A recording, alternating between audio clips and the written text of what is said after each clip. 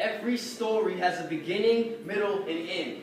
Kind of like how the Bible starts in Genesis, changes Testaments, and ends in Revelations. You see, this life book that we're in starts in the beginning when Adam and Eve commit the sin, and it will end when Jesus comes back to take us up to heaven. But let's talk about the middle, because that's now, and somehow it's all gotten distorted. Because this world has lost the vision to complete his mission, which is to show love to the lost and brokenhearted. Because we're not here for self-glory, we're here to share his story. Our world is so corrupt nowadays that it's hard to find a true Christian. Someone who's willing to stand up and isn't ashamed to complete the Great Commission. Because nowadays, it's like all you have to say is you're a Christian on Facebook. You can live your private life in sin, go to church, and put on a fake look. It's like the Christians have to mark off some sort of Christian checklist. They got to write a godly status, tweet a Bible verse, and post their favorite worship lyrics on a pig. And then they say they go to church, yet they sit in the back row, acting like they're listening to God, but avoiding him on their iPhone. It's time to stop going to church and putting on a fake skin, because God is tired of those double-sided, two-faced hypocrites. And he's waiting for Christians to rise up and not care what anybody's thinking. The chosen generation willing to save the nation, not be patient, because there is no time to be wasted.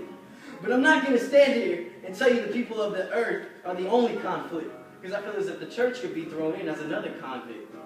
When I go to churches, man, they seem in such bad condition, like they have the wrong vision. Because to me, church is morphed into a competition. They compete against each other to see who has a greater population, when in God's eyes, it doesn't matter who has a greater congregation. We need to work together as one system, because the more people in church means the more who are listening. And church isn't about the crazy lights and sick sounds. It's about speaking a message so the lost can be found. But don't get it twisted. I'm not saying church can't be fun to do. I'm just saying, if the church isn't in sync with God, don't expect him to come through. But let's talk about today and what the media has to say, because it's pushing God away. They have us going crazy over sports teams like Miami Heat and their big three, when in reality, the only big three we should be screaming for is the Father, Son, Holy Ghost Trinity. And the media also has us speaking lies like YOLO, because that is a clearly misspelled word. Because the truth would be to add OE, because you only live once on earth.